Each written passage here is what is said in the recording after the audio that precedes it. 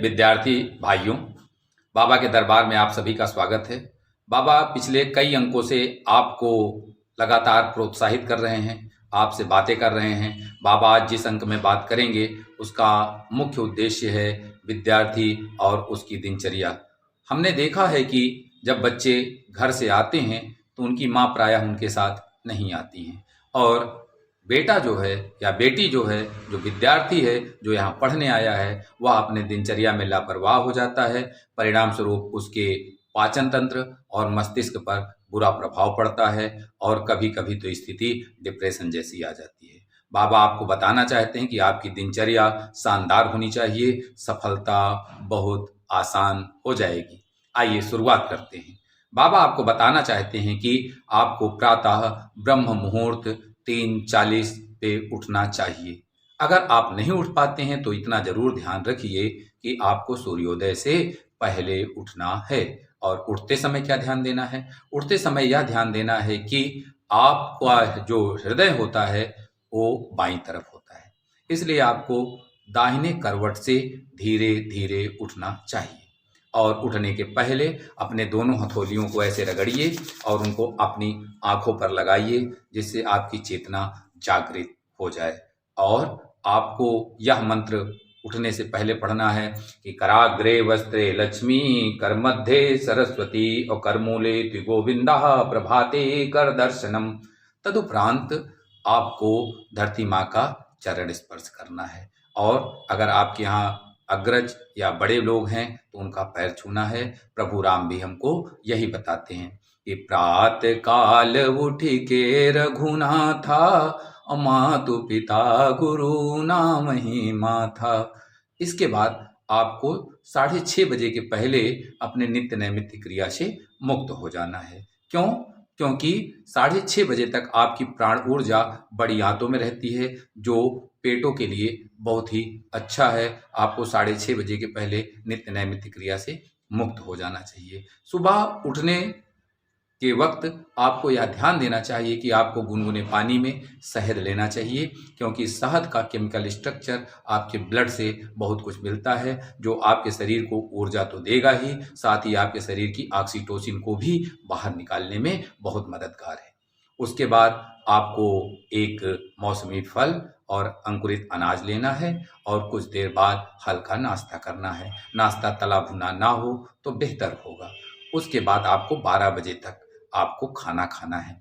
खाना खाने से पहले हम आपको यह बता दें कि खाना खाने से आधा घंटा पहले और खाना खाने के आधा घंटा बाद आपको पानी नहीं पीना है, जिससे आपकी जठराग्नि मंद ना पड़े और डाइजेशन अच्छा रहे। खाने में आपको सलाद और सात्विक भोजन का प्रयोग करना चाहिए। साथ ही साथ आपको भोजन बैठकर करना चाहिए और पानी जब भी पीजिए तो बैठकर पीजिए। और खाना बहुत गर्म या बहुत ठंडा नहीं होना चाहिए। साथ ही पेय पदार्थ भी बहुत गर्म और ठंडा नहीं होना चाहिए, क्योंकि आपका शरीर अपने खुद के टेम्परेचर से 4 अंश सेंटीग्रेड ज़्यादा या 4 अंश सेंटीग्रेड कम तक के लिए ही सुपाच्य है। तदुपरांत आपको 3 बजे हल्का नाश्ता करना चाहिए। और भोजन करने के पहले अगर आप भोजन मंत्र बोल सकें तो बहुत अच्छा है। भोजन मंत्र है ओम यंतु नद्यो वर्षन्तु पर्जन्याम, सुफिप्पलां योम सदयो भवन्तु, अन्यवतां मोदन्यवतां माँ वृक्षवतां, येषां राजा भूयासं परमामेवैनं श्रियं गम्यति। ओम सहना भुनक्तु सहनो भुनक्तु, सह वीर्यं करवावहै, तेजस्विनावधीतमस्तु माँ विदिशावहै। ओम शांति शांति शांति। और 3 बजे हल्का नाश्ता लेने के बाद आपको यह ध्यान देना चाहिए कि शाम को खाना खाने के वक्त यह ध्यान देना चाहिए कि खाना आप सोने के 3 घंटा पहले खा लें, जिससे आपको गैस की दिक्कत ना हो। और खाना सुपाच्य होना चाहिए, सात्विक होना चाहिए। हाँ, सुबह में आपको गुनगुना पानी शहद, दोपहर में छाछ और शाम में या रात की सोते समय दूध अवश्य लेना चाहिए। अगर पेट में कुछ दिक्कत है तो आपको उस दूध में मुनक्का डाल लेना चाहिए। साथ ही साथ आपको सुबह योगा और प्राणायाम पर कुछ समय जरूर बिताना चाहिए। और जब आप सुबह स्नान करें तो गायत्री मंत्र का स्मरण जरूर करें, जिससे आपकी प्रीफ्रंटल कॉर्टेक्स बढ़िया काम करे।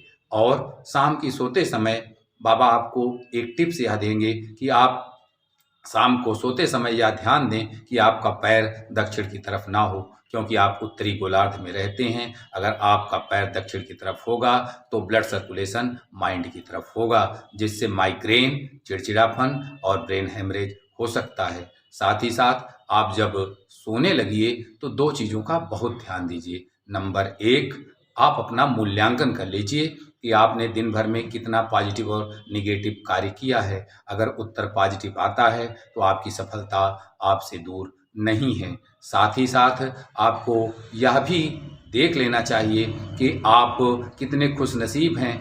आज बहुत से लोगों का अंतिम दिन था, लेकिन आप उसमें से नहीं हैं। यह सोचकर खुश होइए, उत्साहित रहिए, प्रसन्न रहिए। अगर आप अंदर से प्रसन्न हैं तो बाहर से आप जरूर सफल होंगे। विवेक वैदिक एक छोटा सा प्रयास। जय हिंद, वंदे मातरम।